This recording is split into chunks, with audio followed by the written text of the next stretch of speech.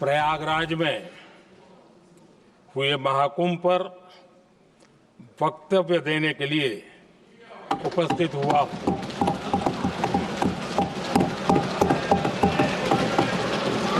आज मैं इस सदन के माध्यम से कोटि कोटि देशवासियों को नमन करता हूं, जिनकी वजह से महाकुंभ का सफल आयोजन हुआ।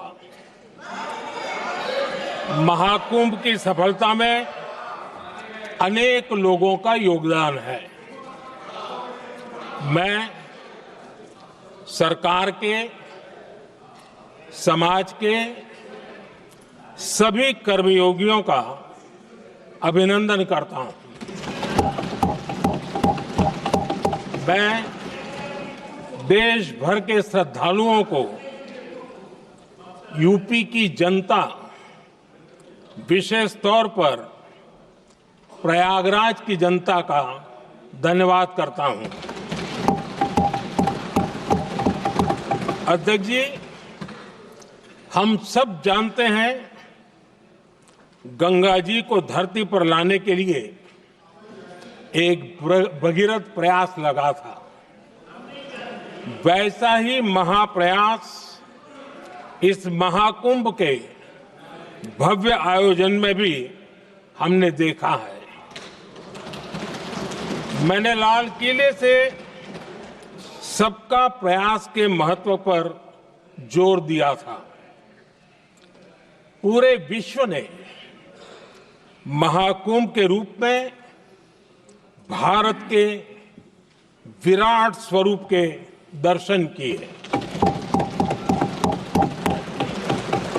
सबका प्रयास का यही साक्षात स्वरूप है। ये जनता जनार्दन के संकल्पों के लिए, जनता जनार्दन की श्रद्धा से प्रेरित महाकुंभ था। आदरणीय अध्यक्ष जी, महाकुंभ में हमने हमारी राष्ट्रीय चेतना के जागरण के विराट दर्शन किए हैं। ये जो राष्ट्रीय चेतना है, ये जो राष्ट्र को नए संकल्पों की तरफ ले जाती है, ये नए संकल्पों की सिद्धि के लिए प्रेरित करती है। महाकुंभ ने उन शंकाओं, आशंकाओं को भी उचित जवाब दिया है जो हमारे सामर्थ्य को लेकर कुछ लोगों के मन में रहती है। अध्यक्ष जी, पिछले वर्ष अयोध्या के राम मंदिर प्राण प्रतिष्ठा समारोह में हम सभी ने ये महसूस किया था कि कैसे देश अगले 1000 वर्षों के लिए तैयार हो रहा है। इसके ठीक 1 साल बाद महाकुंभ के इस आयोजन ने हम सभी के इस विचार को और दृढ़ किया है। देश की ये सामूहिक चेतना देश का सामर्थ्य बताती है।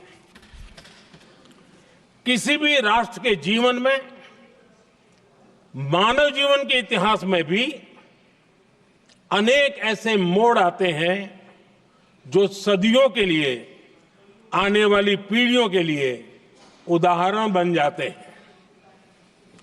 हमारे देश के इतिहास में भी ऐसे पल आए हैं जिन्होंने देश को नई दिशा दी, देश को झकझोर कर जागृत कर दिया। जैसे भक्ति आंदोलन के कालखंड में हमने देखा कैसे देश के कोने कोने में आध्यात्मिक चेतना उभरी। स्वामी विवेकानंद जी ने शिकागो में 1 सदी पहले जो भाषण दिया, वो भारत की आध्यात्मिक चेतना का जयघोष था। उसने भारतीयों के आत्मसम्मान को जगा दिया था।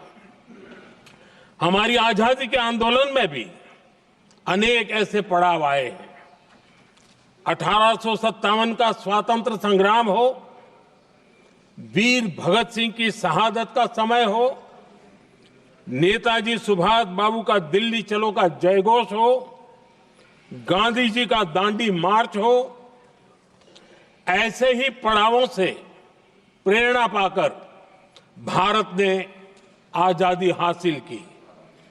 मैं प्रयागराज महाकुंभ को भी ऐसे ही एक अहम पड़ाव के रूप में देखता हूं, जिसमें जागरूक होते हुए देश का प्रतिबिंब नजर आता है। अध्यक्ष जी, हमने करीब 1.5 महीने तक भारत में महाकुंभ का उत्साह देखा, उमंग को अनुभव किया। कैसे सुविधा असुविधा की चिंता से ऊपर उठते हुए कोटि कोटि श्रद्धालु श्रद्धा भाव से जुटे, ये हमारी बहुत बड़ी ताकत है। लेकिन ये उमंग, ये उत्साह सिर्फ यहीं तक सीमित नहीं था। बीते हफ्ते मैं मॉरिशस में था। मैं त्रिवेणी से, प्रयागराज से महाकुंभ के समय का पावन जल लेकर गया था। जब उस पवित्र जल को मॉरिशस के गंगा तालाब में अर्पित किया गया, तो वहां जो श्रद्धा का, आस्था का, उत्सव का माहौल था, वो देखते ही बनता था। ये दिखाता है कि आज हमारी परंपरा, हमारी संस्कृति, हमारे संस्कारों को आत्मसात करने की, उन्हें सेलिब्रेट करने की भावना कितनी प्रबल हो रही है। अध्यक्ष जी, मैं ये भी देख रहा हूं कि पीढ़ी दर पीढ़ी हमारे संस्कारों के आगे बढ़ने का जो क्रम है, वो भी कितनी सहजता से आगे बढ़ रहा है। आप देखिए, जो हमारी मॉडर्न युवा पीढ़ी है, ये कितने श्रद्धा भाव से महाकुंभ से जुड़े रहे, दूसरे उत्सवों से जुड़े रहे हैं। आज भारत का युवा अपनी परंपरा, अपनी आस्था, अपनी श्रद्धा को गर्व के साथ अपना रहा है। अध्यक्ष जी, जब एक समाज की भावनाओं में अपनी विरासत पर गर्व का भाव बढ़ता है, तो हम ऐसी ही भव्य प्रेरक तस्वीरें देखते हैं जो हमने महाकुंभ के दौरान देखी। इससे आपसी भाईचारा बढ़ता है और ये आत्मविश्वास बढ़ता है कि एक देश के रूप में हम बड़े लक्ष्यों को प्राप्त कर सकते हैं। अपनी परंपराओं से, अपनी आस्था से, अपनी विरासत से जुड़ने की ये भावना आज के भारत की बहुत बड़ी पूंजी है। अध्यक्ष जी, महाकुंभ से अनेक अमृत निकले हैं। एकता का अमृत इसका बहुत पवित्र प्रसाद है। महाकुंभ ऐसा आयोजन रहा जिसमें देश के हर क्षेत्र से, हर एक कोने से आए लोग एक हो गए। लोग अहम त्याग कर वयम के भाव से, मैं नहीं हम की भावना से प्रयागराज में जुटे। अलग अलग राज्यों से लोग आकर पवित्र त्रिवेणी का हिस्सा बने। जब अलग अलग क्षेत्रों से आए करोड़ों करोड़ों लोग राष्ट्रीयता के भाव को मजबूती देते हैं, तो देश की एकता बढ़ती है। जब अलग अलग भाषा बोलियां बोलने वाले लोग संगम तट पर हर हर गंगे का उद्घोष करते हैं तो एक भारत श्रेष्ठ भारत की झलक दिखती है, एकता की भावना बढ़ती है। महाकुंभ में हमने देखा है कि वहां छोटे बड़े का कोई भेद नहीं था। ये भारत का बहुत बड़ा सामर्थ्य है। ये दिखाता है कि एकता का अद्भुत तत्व हमारे भीतर रचा बसा हुआ है। हमारी एकता का सामर्थ्य इतना है कि वो भेदने के सारे प्रयासों को भी भेद देता है।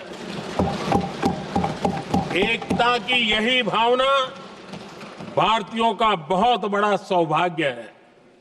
आज पूरे विश्व में जो बिखराव की स्थितियां हैं, उस दौर में एकजुटता का ये विराट प्रदर्शन हमारी बहुत बड़ी ताकत है। अनेकता में एकता भारत की विशेषता है, ये हम हमेशा कहते आए हैं, ये हमने हमेशा महसूस किया है और इसी के विराट रूप का अनुभव हमने प्रयागराज महाकुंभ में किया है। हमारा दायित्व है कि अनेकता में एकता की इसी विशेषता को हम निरंतर समृद्ध करते रहें। अध्यक्ष जी, महाकुंभ से हमें अनेक प्रेरणाएं भी मिली हैं। हमारे देश में इतनी सारी छोटी बड़ी नदियां हैं। कई नदियां ऐसी हैं जिन पर संकट भी आ रहा है।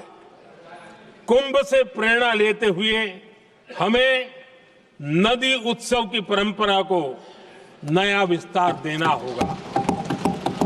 इस बारे में हमें जरूर सोचना चाहिए। इससे वर्तमान पीढ़ी को पानी का महत्व समझ आएगा, नदियों की साफ सफाई को बल मिलेगा, नदियों की रक्षा होगी। अध्यक्ष जी, मुझे विश्वास है कि महाकुंभ से निकला अमृत हमारे संकल्पों की सिद्धि का बहुत ही मजबूत माध्यम बनेगा। मैं एक बार फिर महाकुंभ के आयोजन से जुड़े प्रत्येक व्यक्ति की सराहना करता हूं, देश के सभी श्रद्धालुओं को नमन करता हूं, सदन की तरफ से अपनी शुभकामनाएं देता हूं।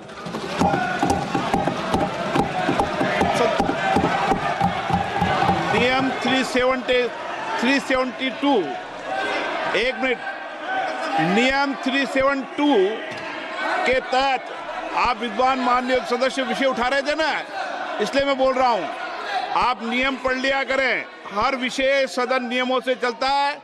372 के अंदर ये नियम है कि माननीय मंत्री जी या प्रधानमंत्री स्वेच्छा से स्टेटमेंट देते हैं और उसमें यह भी नियम है कि माननीय मंत्री जी और प्रधानमंत्री जी स्टेटमेंट के बाद कोई सवाल नहीं होता है। श्री प्रताप सारंगी।